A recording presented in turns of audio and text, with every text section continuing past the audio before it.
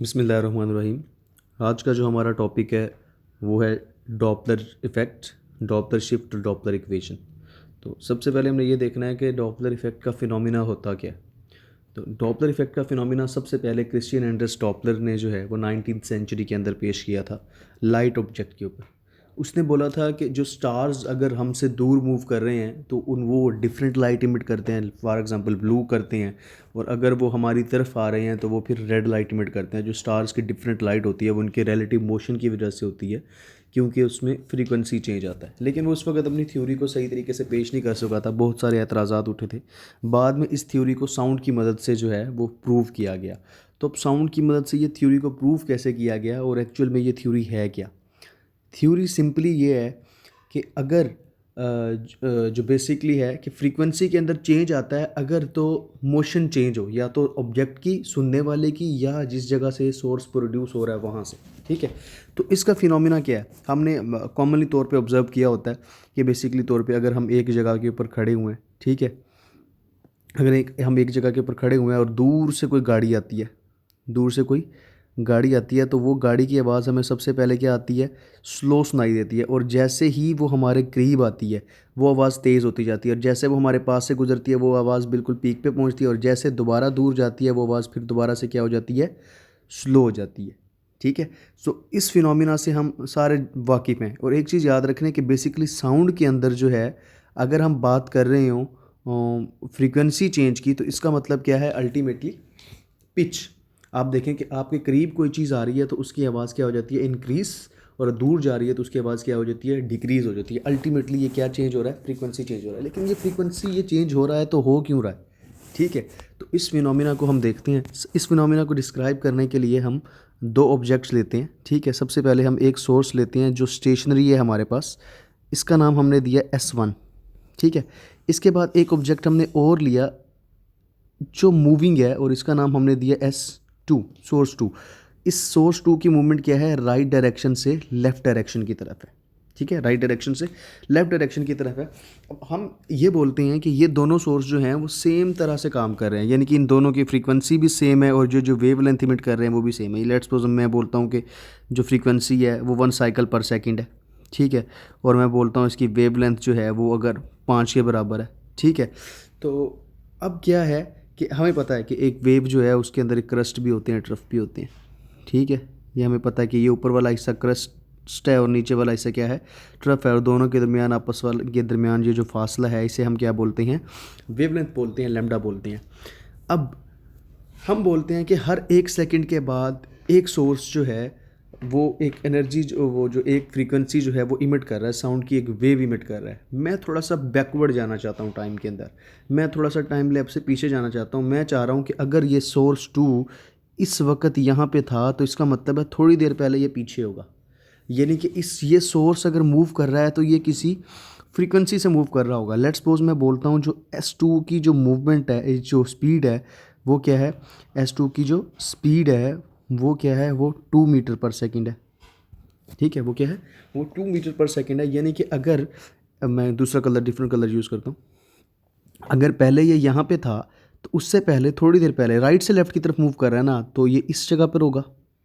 ठीक है, और उससे थोड़ी सी देर पहले ये कहाँ होगा, 2 मीटर और पीछे हम कर लेते हैं। ठीक है, तो उससे थोड़ी सी देर बाद में कहाँ होगा, यहाँ पे होगा। तो अब हमने देखना ये है कि डिफरेंट टाइम के ऊपर कौन कौन सी हमारे पास जो है वो फ्रीक्वेंसीज रिलीज़ होती हैं। लेट्स सपोज सबसे पहले हम बोलते हैं कि हमारे पास जो है ना, सॉरी,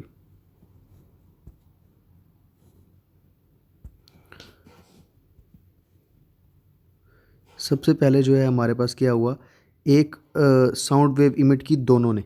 ठीक है, अब क्या हुआ कि 1 सेकंड पहले की हम बात कर रहे हैं, 1 सेकंड पहले की बात कर रहे हैं, यानी कि ये जो साउंड वेव 2 था, S2 था, सोर्स 2 था हमारा, ये 1 सेकंड पहले इस रेड पॉइंट के ऊपर था। तो इसने इमिट कहाँ पे की होगी फ्रीक्वेंसी, इस रेड पॉइंट के ऊपर इमिट की होगी। ठीक है, तो इस रेड पॉइंट को मरकज़ मानते हुए जो है हम क्या करते हैं, हम इसको सेंटर के अंदर इसकी फ्रीक्वेंसी रखते हैं, ये कुछ यहाँ पे बनेगी। ठीक है, अब जब ये सोर्स 1 सेकंड और पीछे था, 1 सेकंड और पीछे था, यानी कि 2 मीटर ये सोर्स और पीछे चला गया और ये वाला सोर्स भी पीछे चला गया, तब हम देखते हैं कि तब क्या फ्रीक्वेंसी जो है वो इमिट कर रहा था, ठीक है।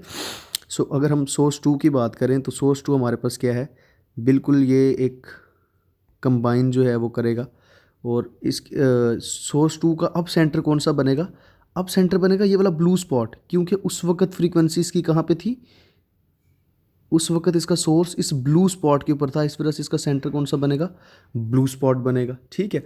अब अगर उससे भी थोड़ा सा पीछे की तरफ चले जाएं हम, उससे भी थोड़ा सा हम पीछे की तरफ अगर चले जाएं तो ये ब्लू स्पॉट उससे 1 सेकंड पहले किधर था, और 2 मीटर पीछे की तरफ, ऐसा ही है ना, और 2 मीटर पीछे की तरफ। लेकिन ये जो S1 था हमारा स्टेशनरी ऑब्जर्वर था, ये क्या था, बिल्कुल उस वक्त सेम पोजीशन के ऊपर था, इसकी पोजीशन के अंदर किसी किस्म की कोई चेंज नहीं आ रही थी, ठीक है। तो इसकी फ्रीक्वेंसी क्या हुई, क्योंकि टाइम ज़्यादा मिल रहा है उसको, तो इसकी फ्रीक्वेंसी और दूर चली गई, और क्योंकि इसको टाइम जो है वो कम मिल रहा है, तो इसकी फ्रीक्वेंसी जो है एक साइड से दूर जा रही है, एक साइड से नहीं जा रही, क्योंकि हमने अब ये पर्पल वाला हमारा लेटेस्ट निशान है, तो हमने पर्पल वाले निशान को सेंटर तस्वर करके जो है इसकी वो रखी है, ठीक है।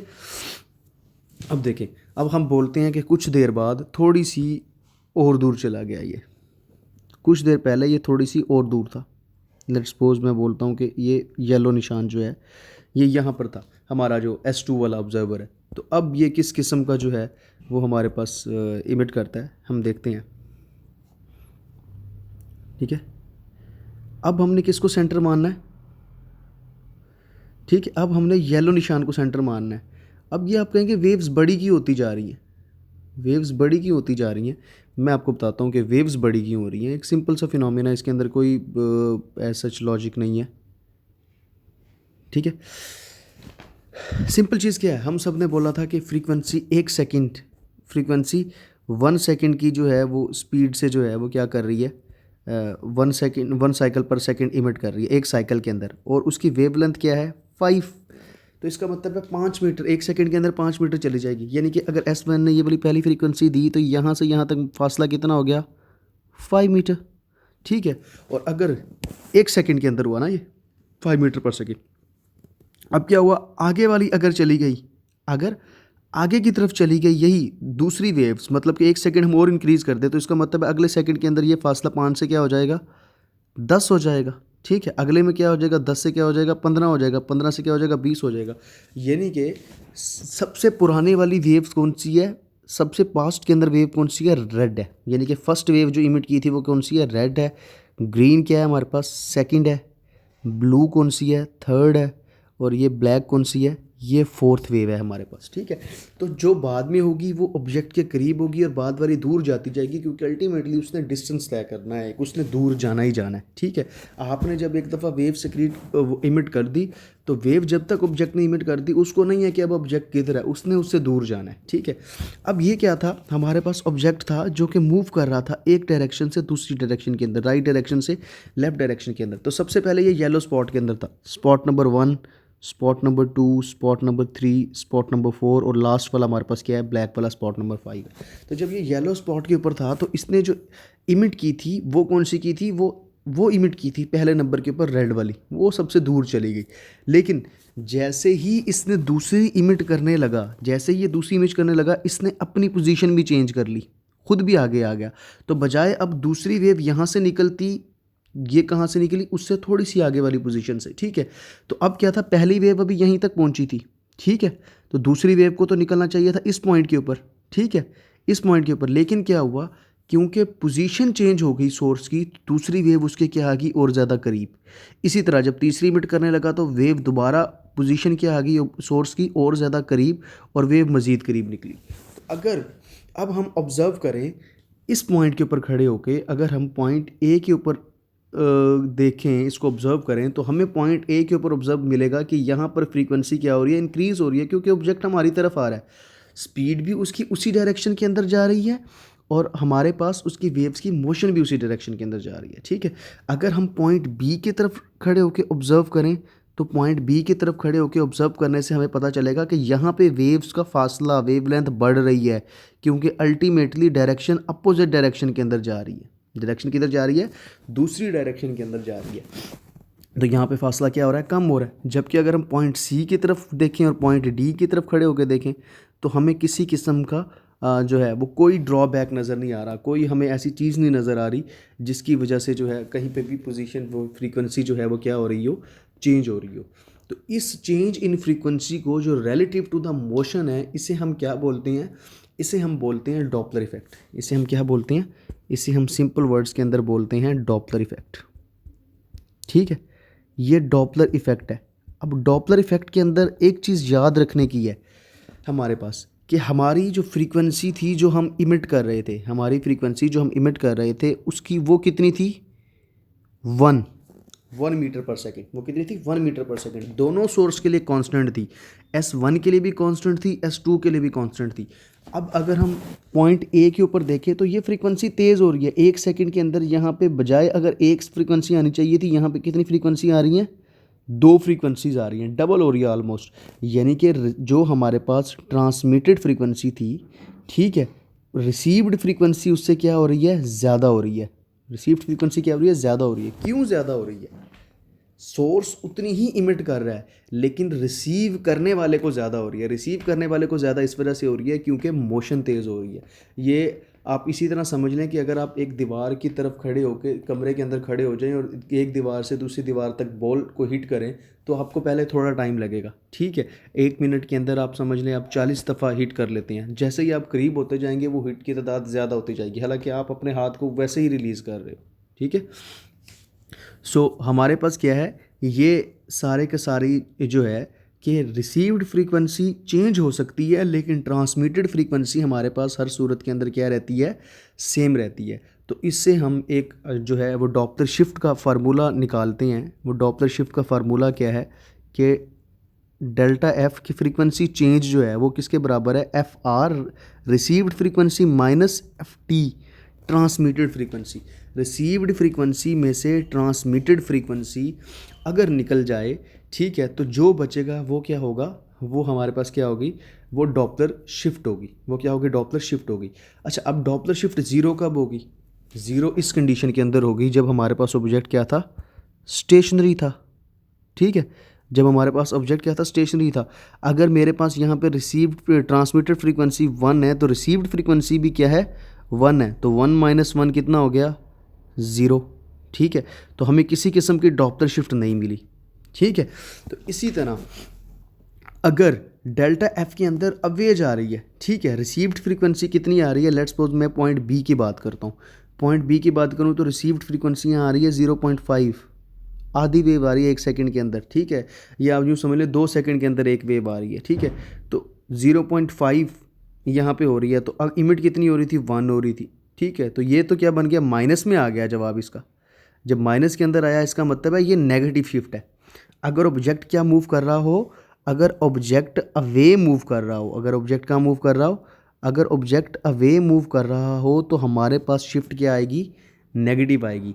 शिफ्ट पॉजिटिव सिर्फ उसी सूरत के अंदर आएगी जब ऑब्जेक्ट क्या मूव करे, टूवर्ड्स द, या तो जो है सोर्स मूव करे ऑब्जेक्ट की तरफ, दोनों कंडीशन, या तो सोर्स ऑब्जेक्ट की तरफ मूव करे या ये जो हमारा ए वाला ऑब्जेक्ट था ये मूव करे सोर्स की तरफ। दोनों कंडीशन के अंदर जल्दी हो जाएगा, ठीक है। ये ऐसा ही है कि सोर्स कैसे मूव करे, फॉर एग्जांपल आप 2 शख्स खड़े हुए एक दूसरे को बॉल्स पकड़ा रहे हैं, आप यहाँ से एक बंदे को बॉल पकड़ा रहे हो, फेंकते जा रहे हो, लगातार एक स्पीड से फेंकते जा रहे हो। दूसरे शख्स तक पहुँचने के अंदर वो बॉल पहले जो है वो 2 सेकंड ले रही थी क्योंकि वो आपसे कुछ फासले पर था, लेकिन वो थोड़ा एक एक स्टेप आगे चलता आ रहा है। आप उसी स्पीड से बॉल्स फेंकते जा रहे हो। पहले उसे 2 सेकंड के अंदर एक बॉल मिल रही थी, फिर उसे क्या होगा, 1 सेकंड के बाद एक बॉल मिलना शुरू हो जाएगी क्योंकि वो क्या आ रहा है, आपकी तरफ आ रहा है, ड्यूरेशन बढ़ रहा है, ठीक है। तो इसी तरह टुवर्ड्स क्या होगा, हमारे पास रिसीव्ड ज़्यादा हो जाएगी। रिसीव्ड क्या हो गई है, यहाँ पे 2 हो गई है अब, और एक्चुअल कितनी थी हमारे पास, फ्रीक्वेंसी 1 थी। तो ये हमारे पास क्या हो गया, ये जवाब क्या आ गया, 1 आ गया, और ये पॉजिटिव का 1 आया। तो इसका मतलब क्या है, पॉजिटिव शिफ्ट क्या है हमारे पास, जब अवे जो पॉजिटिव शिफ्ट क्या है, जब टुवर्ड्स द चीज़ मूव कर रही हो किसी चीज़ की तरफ, आइदर सोर्स मूव कर रहा हो ऑब्जेक्ट की तरफ या ऑब्जेक्ट मूव कर रहा हो सोर्स की तरफ, तो दोनों कंडीशंस के अंदर हमारे पास कौन सी शिफ्ट होगी, पॉजिटिव शिफ्ट होगी। होपफुली आप सब लोगों को समझ आया होगा।